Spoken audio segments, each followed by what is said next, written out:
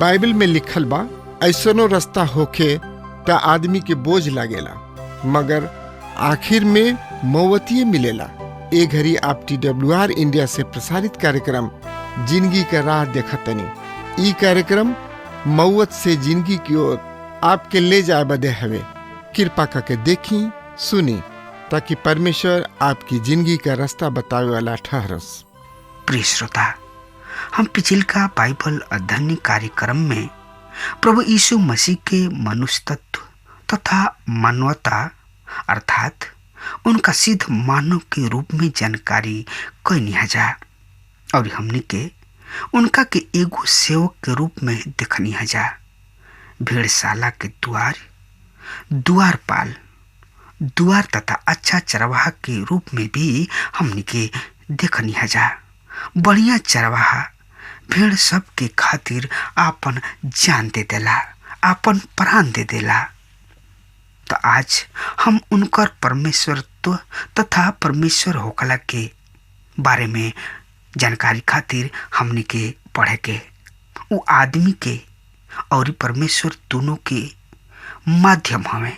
प्रभु यीशु के द्वार आदमी परमेश्वर से संपर्क करेला और परमेश्वर पिता उनका द्वारा आदमी पर प्रकट करेलन। प्रेरित पौलुस कुलुसियों के पत्री के 2 अध्याय 9 पद में बतावलन कि उनका में परमेश्वरत्व के तथा परमेश्वर होखला के सब गुण परिपूर्ण बा। दूसरा शब्द में हम प्रभु यीशु मसीह में परमेश्वर के समस्त परमेश्वर तत्व के देह के रूप में दिख रहल बानी। त श्रोता, एकरा बारे में जानकारी खातिर रुआ हमारा संगे आपन पवित्र शास्त्र बाइबल निकाल लिहनी। हाँ, तो ओमे देखी यूहन्ना रचित सुसमाचार 10 अध्याय के 22 पद में एह तरी से लिखल बा। हम पढ़ रहल बानी। ओ समय यरूशलेम में संपन्न के पर्व मनावल गइल। जाड़ा के मौसम रहे और प्रभु यीशु मंदिर में सुलेमान के ओसारा में टहलत रहन। प्रिय मित्र, झोपड़ी सबके पर्व अक्टूबर महीना के अंतिम दिन में मनावल गइल रहे और दिसंबर महीना में मंदिर के समर्पण के पर्व मनावल गइल। ये सब पर्व यहूदी सब के द्वारा ही निर्धारित कइल गइल रहे। ये पर्व यहूदा में का बियस द्वारा यहूदी सब के आराधनालय के सीरिया के शासन एंटियोकस इफिसुस के हाथ से छोड़ावले गोलिला के बाद यादगारी में मनावल जात रहे।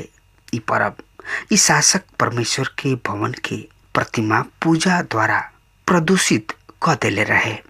ई घटना 167 ईसा पूर्व में घटल रहे और प्रभु यीशु मसीह के समय में भी एकरा के मनावल जात रहे। दूसर का सूचना यहाँ ई पावतानी की ई जाड़ा के समय अर्थात शीत लहरी के मौसम रहे। ए तरी एक और फोटो ई बाकी समर्पण पर्व के अवसर है और जाड़ा के मौसम रहे और प्रभु यीशु मसीह मंदिर में सुलेमान के ओसारा में टहलत रहन। तम प्रिय मित्र, और ज्यादा जानकारी खातिर रुआ हमारा संगे पढ़ी। रुआ अपना पवित्र शास्त्र बाइबल में यूहन्ना रचित सुसमाचार 10 अध्याय के 23 और 24 पद में एह तरी से लिखल बा। जाड़ा के ऋतु तथा मौसम रहे और प्रभु यीशु मंदिर में सुलेमान की ओसारा में टहलत रहन। तब यहूदी सब उनका चारों ओर इकट्ठा होके उनका से कहे लगले सा कि तू हमनी के कब तक दुविधा में रखबा? यदि तू मसीह हव तो हमनी से साफ साफ कह द। प्रिय श्रोता, जबकि प्रभु यीशु वहाँ टहलत रहन, यहूदी सब ओहिजा आके घेर लेले सा। केकरा के? प्रभु यीशु मसीह के। और उनका से सवाल करे लगले सा, यदि तू सही में मसीह हवा तो हमनी के दुविधा में काहे रखले बड़ा? साफ साफ काहे नहीं बता देत कि तू मसीह हवा? अगर तू मसीह हवा तो हमनी के साफ साफ बता दो। मित्र, हम पवित्र शास्त्र में पढ़ चुकल बानी कि प्रभु यीशु अपना आप के सब पर प्रकट कर दिले, सब कुछ साफ सुथरा के से बता दिले तथा स्पष्ट कर दिले कि हम परमेश्वर के बेटा प्रभु यीशु मसीह हई और हम ही परमेश्वर हई।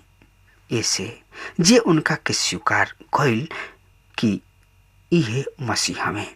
यूहन्ना रचित सुसमाचार 1 अध्याय 41 पद में पढ़नी है कि अंद्रियास अपना भाई सिमोन से कहलस, हमरा के मसीह मिल गइल बाड़े। और हम यूहन्ना 1 अध्याय के 49 पद में देखले तथा पढ़ले रही। नतानियल प्रभु यीशु के पहचान के कहलस, रबी तू परमेश्वर के बेटा हवा और तू इस्राएल के राजा हवा। और हम यूहन्ना 2 अध्याय के 42 पद में हम देखनी है कि उ सामरी औरत जान लेलस कि इहे मसीह हवे। वो औरत के साथ समरिया के लोग कहले, अब हम निके विश्वास करनी है जा, न केवल ए औरत के कहला से पर हमनी के अपना कान से सुन तथा जान लेले बानी जा कि सही में ई मसीह हवे, जगत के उद्धारकर्ता हवे, जगत के मुक्तिदाता तथा मोक्ष देवे वाला परमपिता परमेश्वर हवे। और ऊ अनहर जन की जन्म से आनर रहे, लौकत ना रहे ओकरा, ऊ अपना चंगा होखला पर जान लियालस तथा पहचानलस कि इहे मसीह हवे। और जान के प्रभु यीशु मसीह पर विश्वास कैलस और मोक्ष दाता स्वीकार कैलस और उनकर महिमा स्तुति प्रशंसा और बड़ाई कैलस और लोगन के बीच में गवाही दिला। पर मित्र, यहाँ वो धर्म के अगुआ सब प्रभु यीशु मसीह के मुंह से सुने चाहत रहन सा कि ऊ कहस कि हम मसीह हई। ई बात प्रभु के मुंह से सुने चाहत रह सा, ऐसे ना कि उनकरा पर विश्वास ले अते सा, पर ऐसे कि उनका के दोषी ठहरावते सा और उनका के मृत्यु दंड दिहते सा। पर अब प्रभु यीशु के सब सुने वालन पर अपना मसीह होखला पर प्रकट करे जा रहल बड़े। यही यूहन्ना रचित सुसमाचार 10 अध्याय के 25 पद में एकरा बारे में लिखल बा। साफ साफ सुनी, कान लगा के हम पढ़ रहल बानी। प्रभु यीशु ओहनी के जवाब दिहलन, हम तोहनी लोग से कह देले बानी, पर तोहनी लोग विश्वास नहीं खलो करत। जौन काम हम अपना बाबू के नाम से करीना उहे हमरा बारे में बतावेला तथा गवाही देला। प्रिय मित्र, प्रभु यीशु कह रहल बाने, हम तोहनी लोग से साफ साफ बता देले बानी और हमार काम धाम ही से प्रकट होला कि हम की हई। एकरा के दूसरा शब्द में कहल जा सकता कि हमार काम धाम ही मसीह होखला के गवाही देला। फिर भी तोहनी लोग हमारा पर विश्वास ना करेला जा। विश्वास ऐसे ना करेला जा काहे कि तोहनी लोग भीड़ हमार ना हवा। प्रिय मित्र, और ज्यादा जानकारी खातिर पढ़त चलत चली त पढ़ी हमरा संगे यूहन्ना रचित सुसमाचार 10 अध्याय 26 पद में एह तरी से लिखल बा, पर तोहनी लोग विश्वास ना करेला जा काहे कि तोहनी लोग हमारा भीड़न में से ना हवा। प्रिय मित्र, यूहन्ना 10 अध्याय के 14 पद के पढ़ चुकल बानी जा। एकरा बारे में प्रभु यीशु जी बता चुकल बानी कि हम अपना भेड़ सब के जानिना और पहचानिना और हमार भीड़ हमरा के जानेली सा और हमार आवाज सुनेली सा, पर तोहनी लोग हमार भीड़ ना हो जा। तो श्रोता, रुआ हमरा संगे आपन फिर पवित्र शास्त्र बाइबल में देखी यूहन्ना रचित सुसमाचार 10 अध्याय के 27 पद में यह तरी से साफ साफ लिखल बा, हमार भेड़ हमार आवाज सुनेली स और हम अपना भेड़न के जानतानी और ऊ हमरा पीछे पीछे चलेली स। प्रिय श्रोता, प्रभु यीशु कह रहल बाणे, हमार भेड़ हमार आवाज सुनेली स और हमरा पीछे पीछे चलेली स और हम ओनी के आनंद की जिंदगी देतानी। प्रभु यीशु के भेड़न पर मृत्यु के अधिकार नहीं खे, ऊ कभी ना होई है सा। प्रभु यीशु यहाँ एगो महान अधिकार के साथ तथा दावा करताणे, हमार भेड़ के हमरा हाथ से केहू कबहू नहीं के छीन सकत। तरवा और से ज्यादा जानकारी खातिर यूहन्ना रचित सुसमाचार 10 अध्याय 28 पद से 30 पद में एह तरी से बखान भइल बा, हम तोहनी लोग के अनंत जिंदगी देतानी, ऊ कबहू नाश ना होई औरी ओकरा के हमरा हाथ से केहू नहीं के छुड़ा सकत। हमार बाबू जे हमरा के भेजले बाड़े सबसे महान हवे और केहू भी उनका बाबू के हाथ से छीन नहीं के सकत। हम और बाबू एक हई जा। प्रिय श्रोता, हम यह पद में बहुते महत्वपूर्ण और अद्भुत कथन के रउआ सामने रखे जा रहल बानी। पहिल का कथन है, हम तोहनी लोग के जानतानी। प्रिय श्रोता, हम ओ बात पर बड़ा घमंड बा कि ऊ हमरा के जानताने। आज लइका से लेके सयान तथा बूढ़ पुरनिया इस संघर्ष में जुड़ल बा कि उनकर कोनो अस्तित्व होके और लोग जाने, एकरा खातिर ऊ का कुछ नहीं खन कर सकत। बुरा और भला दोनों हाथ कांडा अपने उठावेलन, पर हम प्रभु यीशु के धन्यवाद देतानी कि ऊ हमरा के जानताने, हमनी के पहचानताने, हमनी के नाम भी जानताने। हाँ मित्र, ऐसे बहुते अवसर पर लोग हमरा के गलत समझेलन और हमरा किने अपना बात के या व्यवहार के कोनो व्याख्या ना होला, पर केहू बा जौन की ई जानेलन कि हम उचित बानी। कलीसिया के बीच, परिवार के बीच, समाज में ऐसन अवसर पर ऐसन कटु अनुभव करेलन, पर यह बात से शांति पाइना कि प्रभु यीशु हमरा के जानेलन। दूसरा का कथन है, वो हमरा पीछे पीछे चललन। हम प्रभु यीशु में विश्वास के पूर्ण सुरक्षा में विश्वास करतानी। आत्मिक और शारीरिक और बनावटी विश्वासी के पूर्ण असुरक्षा पर विश्वास करतानी, काहे कि मसीही जन प्रभु यीशु के पीछे पीछे चलेलन। उदाहरण स्वरूप फजीर खानी चरवाहा भेड़शाला के भीतरी जाके आवाज लगावेलन और बहुते सब भेड़ में से 100 भेड़ निकाल के चरवाहा के पीछे पीछे चल देली सा और चरवाहा उनका आगे आगे चल के ओहनी के पहाड़ के ओर ले जाले और ओहनी के हरियर हरियर घास के चरावेलन और इस सांझी भइला पर अपना भेड़न के अपना साथे वापस घुमा के ले आवेलन और भेड़ साला में बंद कर देले। हमरा अनुसार ई 100 भेड़ उ चरवाहा के भेड़ ह और 100 गो भेड़ छोड़ के बाकी उनकर भेड़ ना है सा। प्रभु यीशु कह रहल बाड़े, हमार भेड़ हमरा पीछे पीछे चलेली सा। तीसर का कथन है, हम ओहनी के अनंत जिंदगी देतानी और ऊ जिंदगी कबहू नाश होके वाला ना ह। यह कथन में महान हृदय के उत्तेजित करे वाला ढाढ़स है। प्रिय मित्र, जब यीशु ओहनी के अनंत जिंदगी देले तो एकर अर्थ कि ई भेड़ सब अपना प्रयास तथा कोशिश से ना प्राप्त कइल गइल रहे।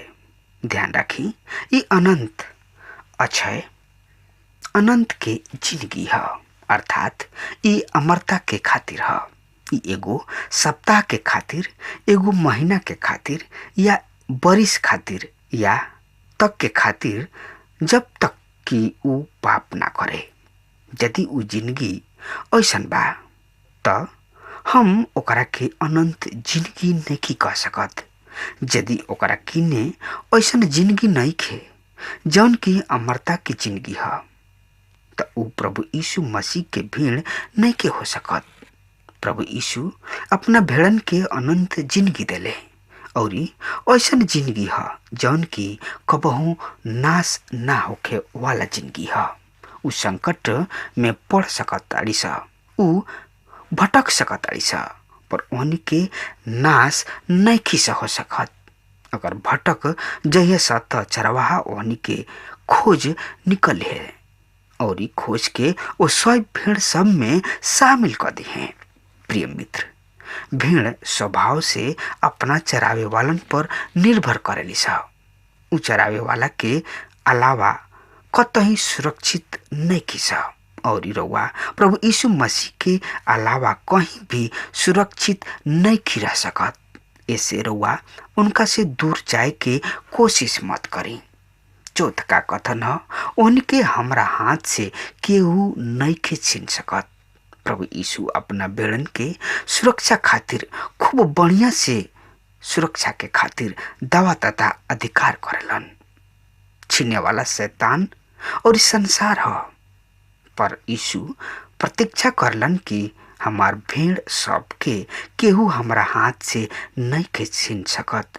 परमेश्वर के धन्यवाद होखे ये बात की खातिर कि हमनी के परमेश्वर चरवाहा हमें ये सब के सुरक्षा रखला के खातिर। पांचवा कथन है, हम और बाबू एक हो जा। यहाँ ऊ परमेश्वर होकला के दावा कह रहल बाड़े कि हम परमेश्वर हई। हम विश्वास कर रहल बानी कि ऊ एह दावे के प्रमाणित करे के योग्यता रखलन। उनकर प्रमाण पत्र हमरा के संतुष्ट करेला। हमरा ए बात पर विश्वास करे में कोनो संकोच नहीं थे कि यीशु मसीह ही परमेश्वर हवन, जौन कि हम परमेश्वर में देखता नहीं प्रभु यीशु मसीह में भी देख रहल बानी। और हम जौन लालसा परमेश्वर से करीना ऊ प्रभु यीशु मसीह पूरा करलन। तो हमने के प्रभु यीशु मसीह के परमेश्वर माने में का संकोच करे के बा। तो श्रोता, रउआ हमारा संगे आपन पवित्र शास्त्र बाइबल निकाल ली। यूहन्ना रचित सुसमाचार 10 अध्याय 31 पद से लेके 34 पद में एह तरी से लिखल बात सुनी। हम पढ़ रहल बानी। यहूदी उनका के पत्थर वाह करे के फिर पत्थर उठौले सा। प्रभु यीशु उन्हीं के जवाब दिहलन, हम और बाबू के ओर से बहुते बढ़िया कार्य कैनी। ओकरा में से केकरा खातिर तू हमरा पर पथरवा कर रहल बड़ा। यहूदी सब उनका के जवाब दिहले, हम बढ़िया काम खातिर हमरा के पत्थर नहीं करत, पर परमेश्वर की निंदा कोयला के खातिर, और ऐसे भी कि तू आदमी होके अपना आप के परमेश्वर के बेटा कहतड़, अपना आप के परमेश्वर कहतड़ तथा अपना आप के परमेश्वर कह रहल बड़ा। इससे हमनी के तोहरा के पथरवा करतानी जा। प्रभु यीशु ओहनी के जवाब दिले, का तोहनी लोग के व्यवस्था में नहीं के लिखल, हम कहनी तू ईश्वर हवा। प्रिय श्रोता, प्रभु यीशु के कथन के सुन के ईश्वर के निंदा कर रहल बाड़े सा, पर प्रभु यीशु फेन ओहनी के तर्कपूर्ण जवाब दे रहल बाड़े। तरवा हमारा संगे खोल ली आपन पवित्र शास्त्र बाइबल। ओ में देखी यूहन्ना रचित सुसमाचार 10 अध्याय 34 पद से 36 पद में एह तरी से लिखल बा। यीशु ओहनी के जवाब दिले, का तोहनी लोग के व्यवस्था में ई नहीं के लिखल, हम कहनी तू ईश्वर हवा। जबकि वो उनका के ईश्वर कहले, जकरा किने परमेश्वर के वचन पहुंचल और पवित्र शास्त्र के खंडन नहीं के कल जा सकत। तो स्वर्गीय बाबू पवित्र ठहरा के संसार में भेजले। का तू उनका बारे में ऐसे कहताड़ा, तू निंदा करताड़ा? काहे कि हम कहनी कि हम परमेश्वर के बेटा हैं। प्रिय श्रोता, प्रभु यीशु पुराना नियम से भजन संहिता 82 के याद दिला रहल बने। हाँ तो प्रिय श्रोता, अब हमार समय खत्म हो रहा बा। तब तक खातिर रुआ हमरा के आज्ञा दी। परमेश्वर रुआ सबके बहुते बहुते आशीष देस। आमीन।